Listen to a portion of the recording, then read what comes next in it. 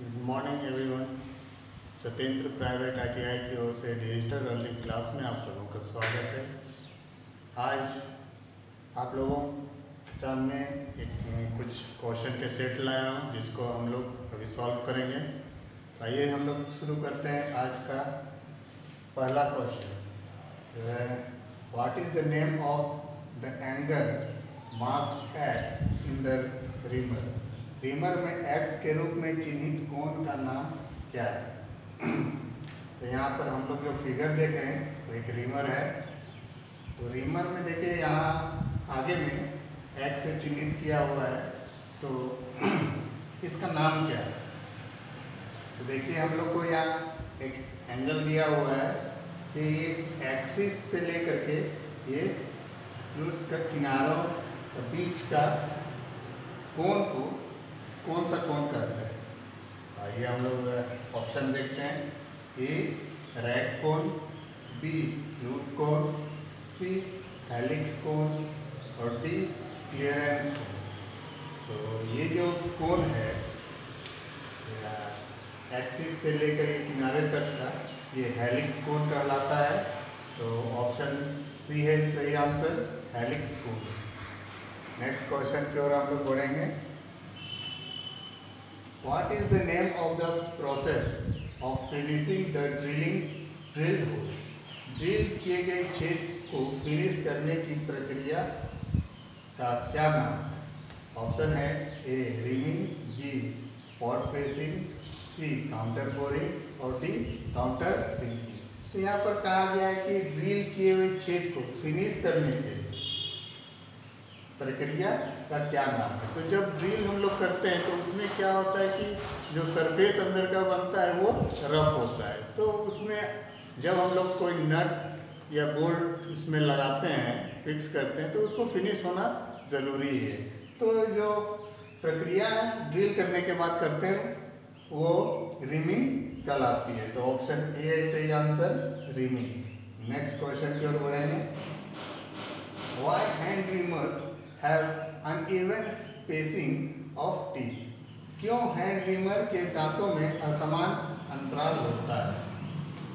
Option है ए चेटरिंग कम करने के लिए, बी अधिक धातु निकालने के लिए, सी दक्षता बढ़ाने के लिए और डी टूल का जीवन बढ़ाने के लिए। तो यह रिमर तो हम लोग जब देखे होंगे तो उसमें जो कटिंग टीथ है, दांत है, वो सबका साइज अलग अलग है, अलग अलग डिग्रियाँ में सब ग्राइंड की हुई रहती है। तो वो क्यों होता है? तो वो होता है कि चेटरिंग कम करने के लिए। जब मैं धातु को वो काटती है तो उसमें आवाज़ कम करने के लिए हम लोग दांतों का असमान अंतराल होता है। तो ऑप्शन ए है सही आंसर, चेटरिंग कम करने के लिए। नेक्स्ट क्वेश्चन की ओर हम लोग बढ़ेंगे। What is the purpose of clearance angle in twist drill? Twist drill में क्लियरेंस एंगल का उद्देश्य क्या है? तो इसमें ऑप्शन है ए अपरिकृत छिद्रों को रोकने के लिए, बी ओवरसाइज छिद्रों को रोकने के लिए, सी किनारों के असमान कोण को रोकने के लिए और डी ड्रिल के किनारों के घर्षण को रोकने के लिए।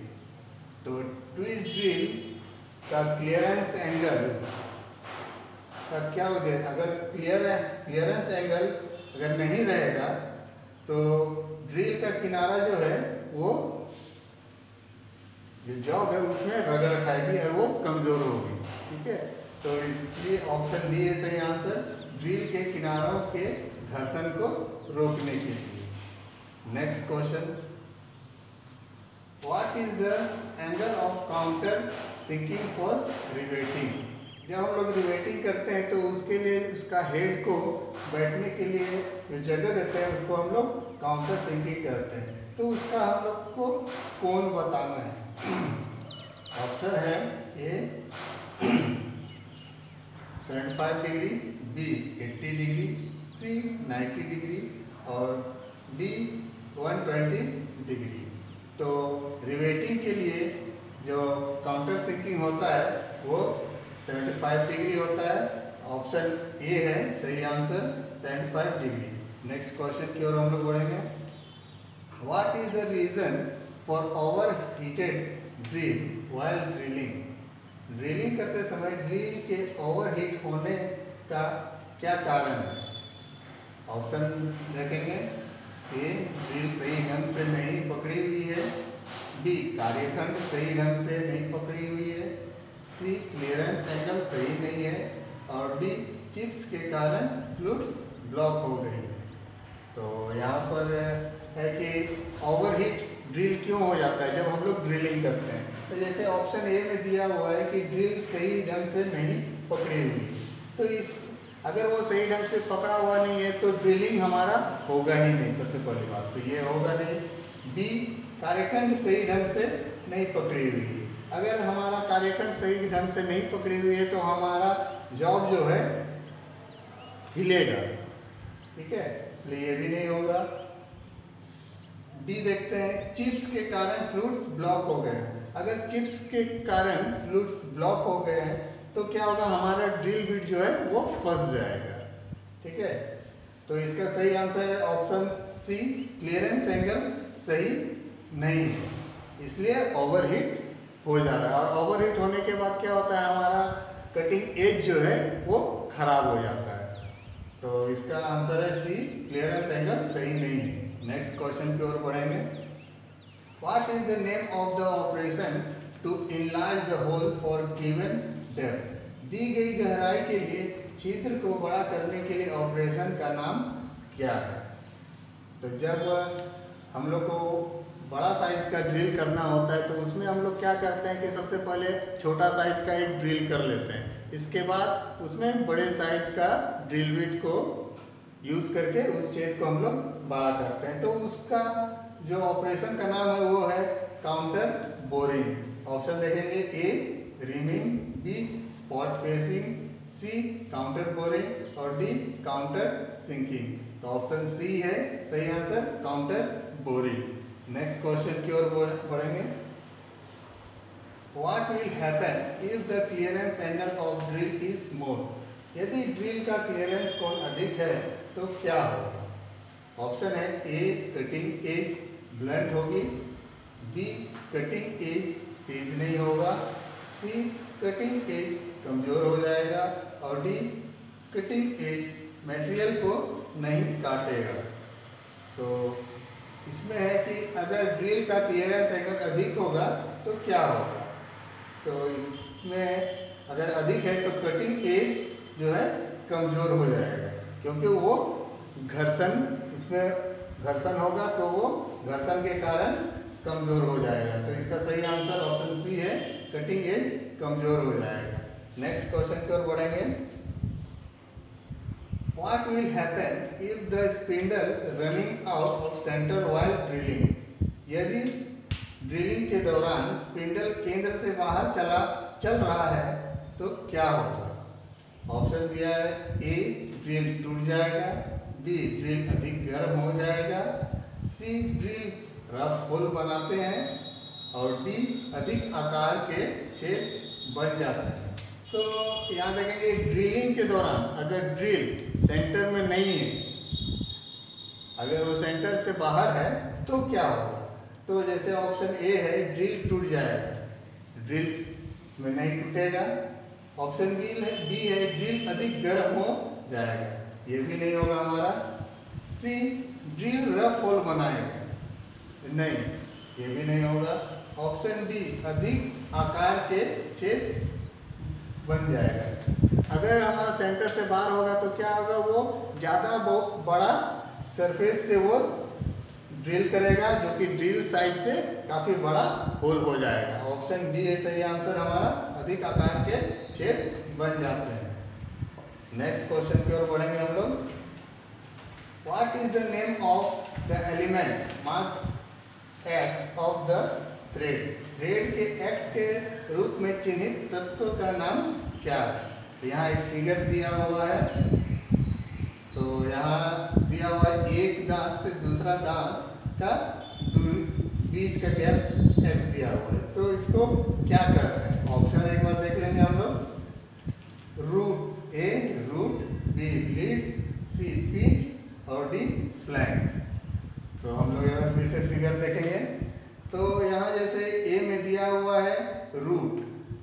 जो है ये दो दांत के बीच में जो अंदर गड्ढा है, तो ये जो अंदर वाला सरफेस है इसको हम लोग रूट बोलेंगे। ठीक है, वो नहीं होगा।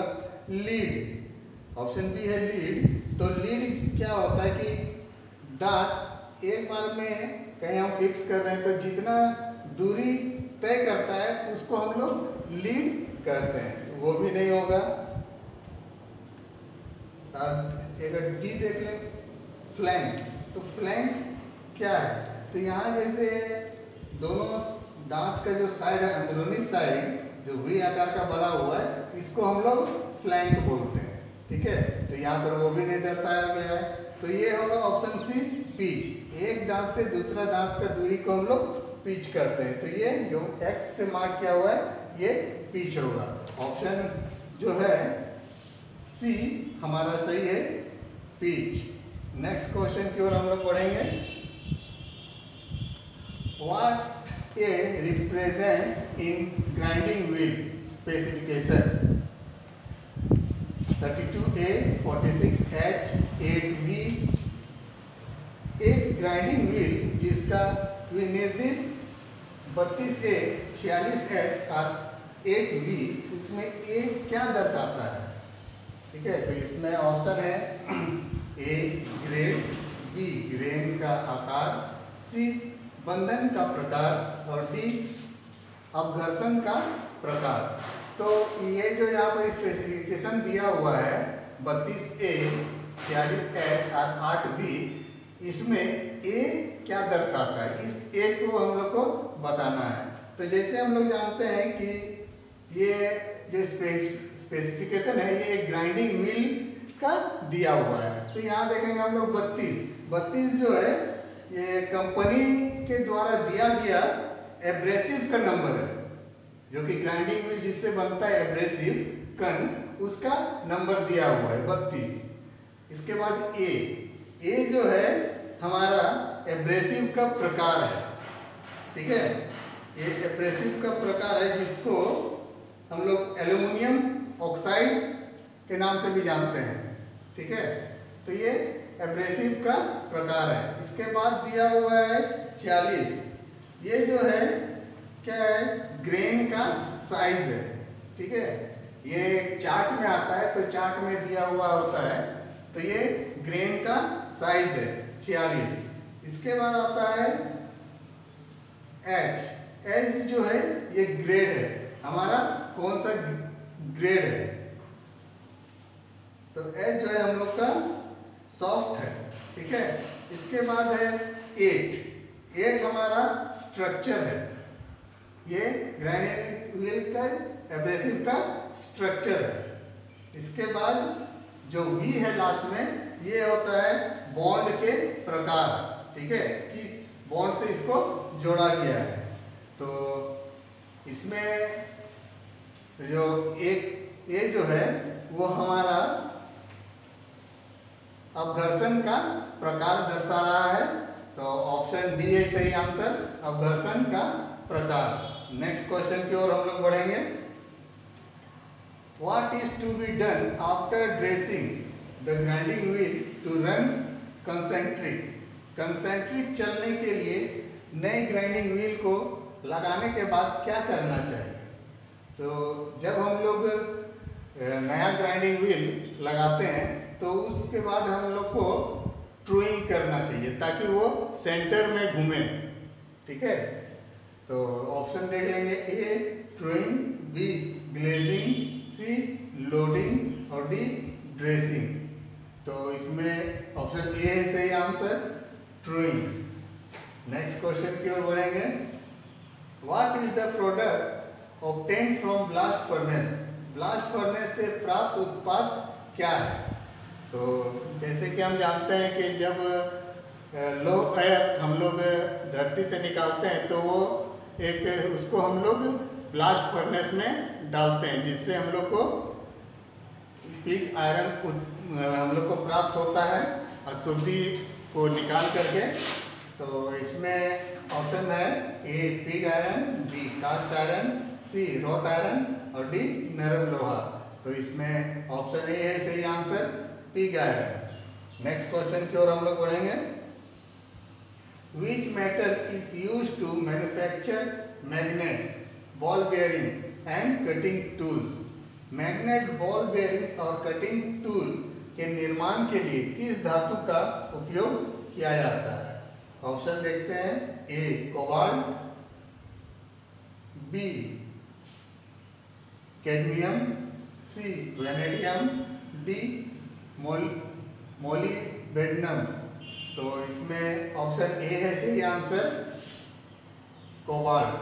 कोबाल्ट से हम मैग्नेट बनाते हैं, बॉल बेयरिंग और कटिंग टूल्स, क्योंकि ये हार्ड होता है और इसमें और कुछ मात्रा मिला करके कोबाल्ट को हम लोग मैग्नेट, स्थायी मैग्नेट हम लोग बना सकते हैं। नेक्स्ट क्वेश्चन की हम लोग पढ़ेंगे। How much copper contains in pyrite ore. Pyrite अयस्क में कितना तांबा होता है? तो ये एक मिश्रण है पायराइट, तो इसमें हम लोग को बताना है कि तांबा कितना % होता है। ऑप्शन है ए 0.15, बी 0.32, सी 0.5 और डी 0.45। तो इसमें सही आंसर होगा बी 0.32% होता है। नेक्स्ट क्वेश्चन की ओर हम लोग बढ़ेंगे। Which metal is resistant to many types of acids? कौन सी धातु कई प्रकार के अम्लों के लिए प्रतिरोधी है? तो ऑप्शन है ए टिन, बी निकल, सी लीड और डी क्रोमियम। तो इसमें होगा ऑप्शन सी लीड। लीड एक ऐसा धातु है कि कई प्रकार के एसिड्स का इस पर असर नहीं होता है। ऑप्शन सी है सही आंसर, लीड। नेक्स्ट क्वेश्चन की ओर हम लोग बढ़ेंगे।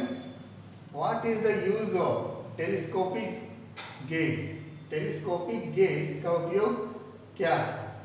ए गहराई नापने, बी बाहरी आयाम को मापने के लिए, सी कोणीय आयाम को मापने के लिए और डी छेद स्लॉट के आकार को मापने के लिए। तो जैसे कि हम लोग जानते हैं टेलीस्कोपिक गेज जो है हम लोग छेद जो है क्षेत्र के अंदरूनी भाग को नापने के लिए हम लोग करते हैं, ठीक है। तो और इसमें एक ये भी है कि टेलीस्कोपिक गेज से हम लोग डायरेक्ट मेजरमेंट नहीं कर सकते हैं। टेलीस्कोपिक गेज से उस छेद को नापने के बाद उसको हम लोग आउटसाइड माइक्रोमीटर से उसका रीडिंग लेते हैं। तो इसका सही आंसर है ऑप्शन डी, छेद स्लॉट के आकार को मापने के लिए। नेक्स्ट क्वेश्चन की ओर बढ़ेंगे हम लोग। Which method is suitable to remove the broken stud very near to the surface? सतह के पास टूटे हुए स्टड को निकालने के लिए कौन सी विधि उपयुक्त है? ऑप्शन है ए एजी आउट विधि, बी ड्रिल होल बनाना, सी प्रिक पंच विधि और डी वर्गाकार टेपर पंच का उपयोग। तो जब किसी सतह में स्टड टूट जाता है, स्टड माने सरफेस के बराबर में, तो उसको हम लोग कैसे निकालेंगे? तो इसका आसान सा विधि है कि हम लोग प्रिक पंच के साथ हथौड़ा लेकर के उसको ऑपोजिट डायरेक्शन में अगर हम लोग ठोकते हैं तो वो ढीला होते हुए वो बाहर आ जाएगा। तो इसलिए इसका सही आंसर है option C, prick punch method. Next question की ओर हम लोग बढ़ेंगे। What is the angle of countersink head screw? Countersink head screw का कोण कितना होता है? तो ऑप्शन हो A 60 degree, B 90 degree, C 105 degree, D 120 degree. तो काउंटर सिंक हेड स्क्रू जो होता है वो उसका काउंटर सिंक में हम लोग स्क्रू का हेड को बैठाते हैं, तो इसका कोण जो होता है वो 90 डिग्री होता है। ऑप्शन बी 90 डिग्री है इसका सही आंसर। तो आज के लिए इतना ही। नेक्स्ट क्लास में फिर कुछ क्वेश्चन का सेट लेके आऊँगा, तब तक के लिए धन्यवाद।